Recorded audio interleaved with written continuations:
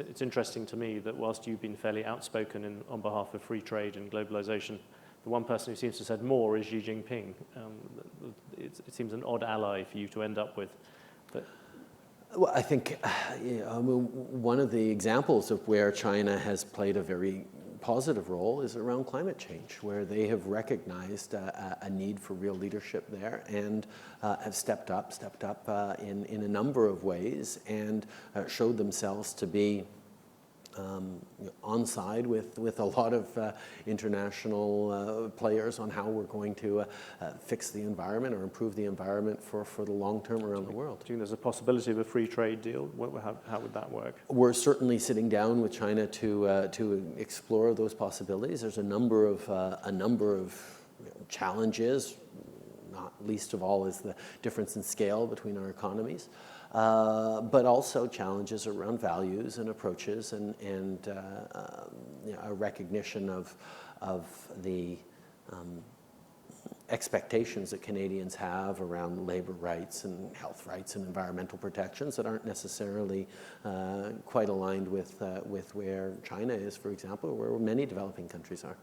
You mentioned climate change and all those things. Surely the answer to all those lies in countries like China and India nowadays. And is that something that you're trying to concentrate on, as well as delivering a carbon tax? Oh, certainly. How we create innovative solutions that countries like China and India are going to be interested in purchasing and partnering in and developing a solution so they can leapfrog over some of the steps that developed countries had to go through, where there was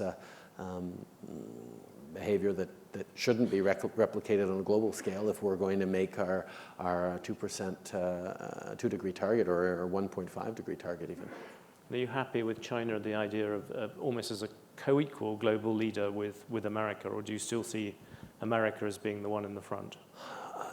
I think rather than trying to make grand pronouncements, we look at what we can do to bring people along and bring ourselves along in constructive ways. Are there ways to improve Chinese labor laws and behaviors through better engagement with Canada?